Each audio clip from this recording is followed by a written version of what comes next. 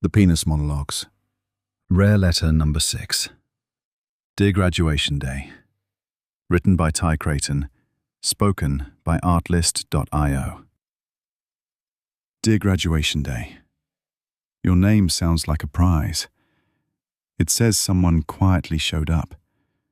It says tomorrow they won't need an early rise. I heard the bell announce a new chemo alumni. They set the example. They left the bar up high. So I learned surviving squamous cells and TIP was a goal named Ty. It was a roller coaster into hell, and somehow the only way not to die. With an eye on the prize, suitable for framing, we drove over 3,000 miles, even when it was raining. Like the effort of my life, even though unimaginable. Like I had won something ribbon-wrapped and wonderful. Like there ought to be a New Orleans brass band out in Athena parking. Like my long-lost little angels should come marching back, holding my certificate, smiling and saying, "You made it through that dark thing, Ty. You made it back." I look back now on those days of IV pumps and pain, watching my brothers and sisters reach the end of their endless toxin drain. Graduate. Finished. Done. Bell ringer. Last treatment run.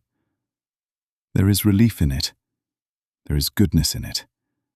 There is genuine hope in it too. But, dear Graduation Day, there is something nobody tells us about you. The celebration lasts until we get home. The photos are real. The hugs are real. The relief is real. The nurses cheer, the family smiles, the final IV bag empties. Then evening comes, the house gets quiet, and suddenly I miss my team. Not my team in the motivational poster sense, my actual team. The infusion nurses who knew which arm hurt, the schedulers who could move mountains with a keyboard, the medical assistants who remembered my name, the doctors who measured risk in millimeters and words. For months, somebody was always looking. Then one day, nobody was. The transition reminds me of the astronauts. We trained them to ride controlled explosions into the sky. We sent them to the moon. We taught them how to survive vacuum, fire, isolation, and re-entry. Then one day we handed them a retirement check and asked for their building keys back. Good luck, Neil. Hope that works out. Cancer graduation can feel a little like that. You spend months becoming an expert in appointments, ports, pumps, blood counts, scans, steroids, neuropathy, hydration, and fear. Then somebody says, "Congratulations." And suddenly the curriculum is over. Nobody writes much about the next chapter. The chapter called, "What does this new pain mean? Is this normal? Do I call somebody? Am I okay? Why do I miss the place I hated going to?" Because the truth is this: graduation is not the end of cancer. It is the end of supervision. And those are very different things. Now, if you are expecting this letter to conclude with me ringing a bell while angels descended from the heavens carrying a gold-embossed certificate, I regret to inform you that Squam apparently misplaced my invitation.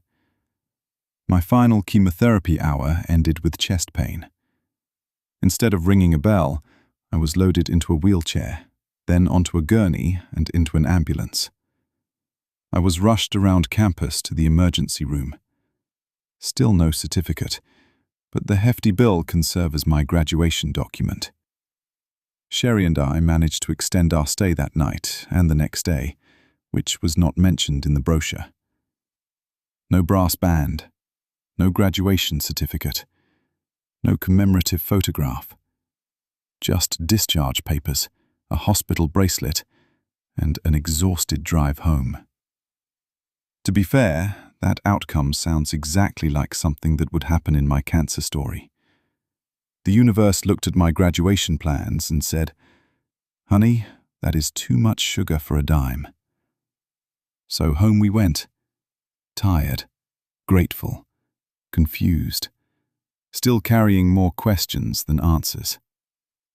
And now I find myself looking toward the horizon again, toward scans, toward blood tests, toward clinical trials, toward the possibility of another chair, another IV pole, another chapter.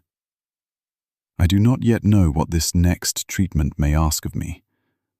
I do not know whether I have already experienced my last chemotherapy infusion. And I do not yet know what a real chemo graduation will mean. But perhaps it is not a bell. Perhaps it is not a certificate. Perhaps it is the day cancer no longer occupies the center of the map. Until then, I remain a student of uncertainty, waiting, watching, learning, and hoping that when my true graduation day finally arrives, I will recognize it. Aloha. That is POW for now.